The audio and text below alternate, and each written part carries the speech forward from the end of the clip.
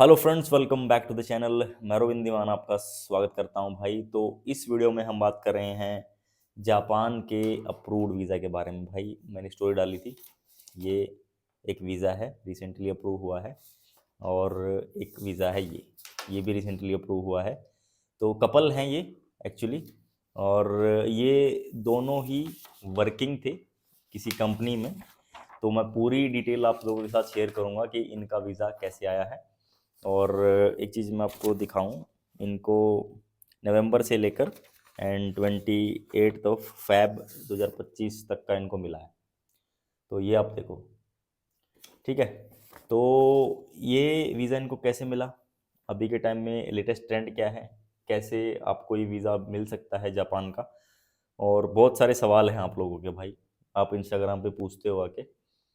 तो अभी हम इस वीडियो में यही बात करने वाले हैं, जापान के लेटेस्ट ट्रेंड के बारे में, डॉक्यूमेंट्स के बारे में, प्रोसेस के बारे में, एग्जीक्यूशन के बारे में, और अभी के टाइम में सक्सेस रेशो कैसा चल रहा है जापान का। तो काफ़ी सारी चीज़ें हैं जो डिस्कस करने लायक है। आप लोगों के सवाल भी आते रहते हैं बैक टू बैक कि यार इसके बारे में बताओ, ये बताओ, वो बताओ।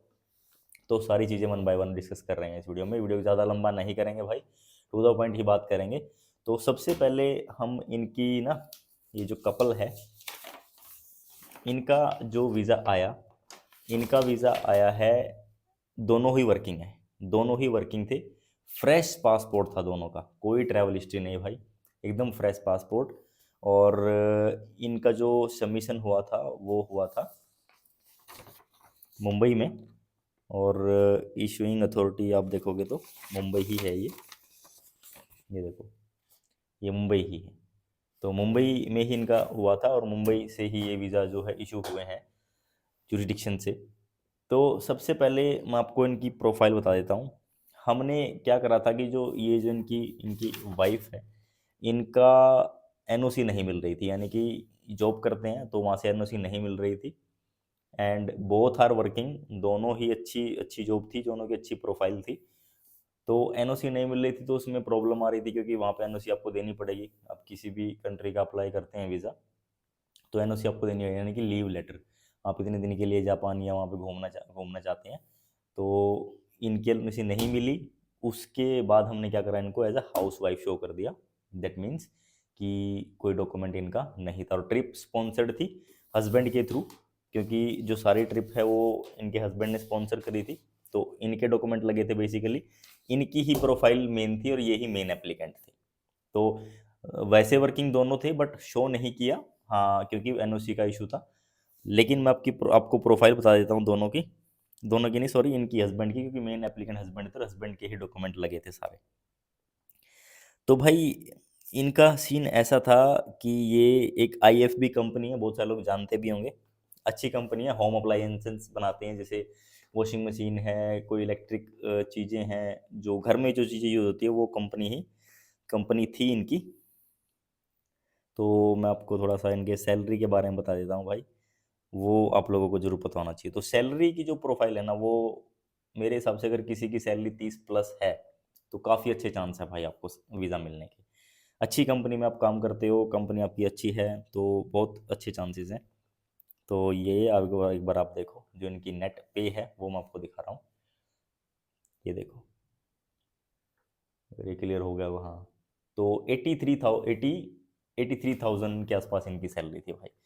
तो टीएडीए और ये आप देखोगे तो काफ़ी सारी चीज़ें हैं इसमें इनकी सैलरी में।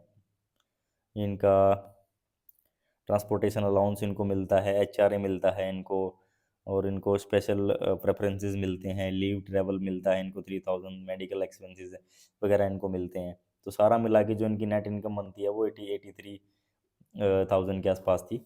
और वो सारी चीज़ें हमने कवर लेटर मेंशन करी हुई थी। तो आईएफबी ये कंपनी है, आईएफबी कंपनी है, मोस्टली लोग इसको जानते भी होंगे। आईएफबी कंपनी है, इसको लोग जानते भी होंगे। तो ये कंपनी में इन्होंने काम करा, एंड यहाँ पे सैलरी आपको पता चल गई।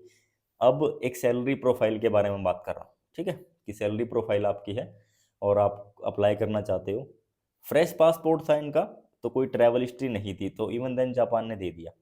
इससे अब आपको क्या लगता है कि फ्रेश पासपोर्ट पे भी बिल्कुल वीज़ा आ रहे हैं भाई, फ्रेश पासपोर्ट पे भी वीज़ा आते हैं, बट आपकी प्रोफाइल सही होनी चाहिए।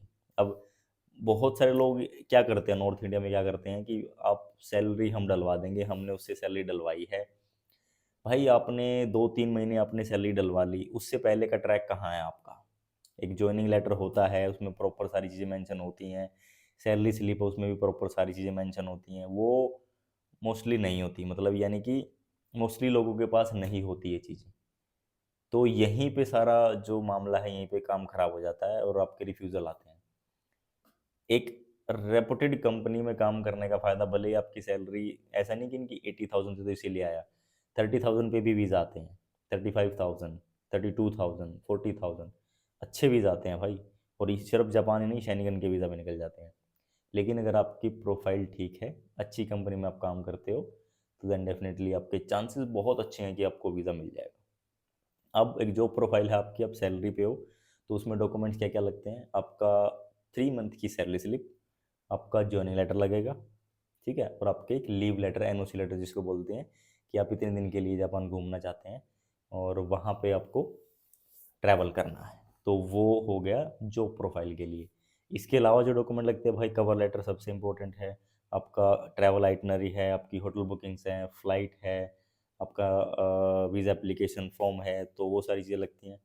ये सारी चीज़ें आपने रेडी कर ली। अब आपको क्या करना होता है, आपको वीएफएस जाना होता है, सारे डॉक्यूमेंट्स लेके, आपके जॉब के डॉक्यूमेंट्स और आपके जो डॉक्यूमेंट्स मैंने बताए ये सारे लेके आपको वीएफएस जाना पड़ता है। वहाँ पे जाके आपको सबमिशन करना पड़ता है। रिज़ल्ट कितने दिन में आ रहा है, बहुत सारे बंदे पूछते हैं, तो 15 से 20 दिन आप मान के चलो, रिज़ल्ट आ रहा है। और ये जो जुरिडिक्शन है ना इनका, जैसे दिल्ली का अलग है, मुंबई का अलग है, हैदराबाद का अलग है, तो उसमें प्रोसेसिंग टाइम सबका अलग अलग है भाई। दिल्ली में टाइम ज़्यादा लगता है, बहुत सारे लोगों ने प्रॉब्लम फेस करी भी होगी, और बहुत सारे लोगों का होल्ड भी है पासपोर्ट, मतलब 1.5 महीना हो गया, अभी कोई रिस्पॉन्स नहीं है। और ये भी मैं बता दूं, बात चली रही है तो, कि भाई बहुत सारे बंदे ये पूछते हैं कि यार रिफ्यूज़ल आ गया, ठीक है, सॉरी, होल्ड पे है पासपोर्ट, पासपोर्ट नहीं मिल रहा, अब रिजल्ट क्या आएगा?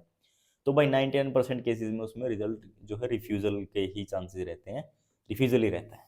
तो ये भी एक बहुत सारे लोग क्वेश्चन करते हैं कि इसमें क्या, हालांकि आपकी प्रोफाइल अच्छी है, कुछ बहुत सारे बंदे ऐसे भी जिन्होंने शैनिगन ट्रैवल किया हुआ था, बट उनका भी डिले करके इन्होंने फिर रिफ्यूज़ल दे दिया।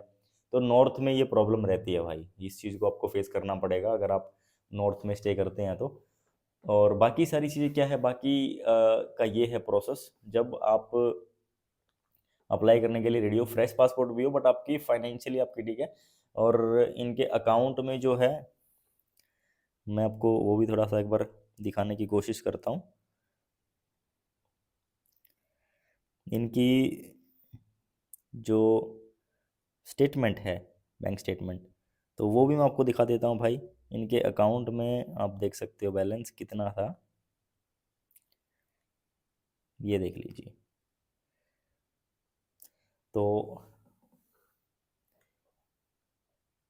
9,87,000, ठीक है, तो ये इतना बैलेंस था भाई इनके अकाउंट में। तो अब आपको आइडिया लग जाएगा कि क्या आपकी प्रोफाइल होनी चाहिए। अब इसका मतलब ये बिल्कुल भी नहीं है कि भाई 9 लाख, लाइक यानी कि 9 लाख प्लस आपके अकाउंट में हो तभी आपका वीज़ा लगेगा, ऐसा नहीं है। या फिर ऐसा भी नहीं है कि आपके अकाउंट में 3 लाख है तो तब आपका वीज़ा नहीं लगेगा, ठीक है। इस केस में लग गया तो उस केस में भी लग जाता है, उस केस में नहीं लगा तो इस केस में भी कई बार नहीं लगता, ठीक है ना, क्योंकि बहुत सारे बंदों की अच्छे अच्छे, इससे भी ज़्यादा अमाउंट होता है, उनका रिफ्यूज हो जाता है। तो अमाउंट मैटर नहीं करता भाई, मैटर करता है कि प्रोफाइल किस तरीके से आपने मेंटेन कर रखा है, किस तरीके से आपकी ट्रांजैक्शंस हैं, किस तरीके से आपका आपका बिजनेस कैसा है, आप किस क्या डील करते हैं। और करंट अकाउंट कोई मैंडेटरी नहीं है, कोई ज़रूरी नहीं है भाई किसी भी कंट्री की वजह डालने के लिए। आपका सेविंग्स अकाउंट आप उसमें डील करते हो, कोई प्रॉब्लम नहीं है, आप उसी में करो, एंड सारी चीज़ें जो हैं वो सब हो जाती हैं। तो इस तरीके से आप ये चीज़ कर सकते हो।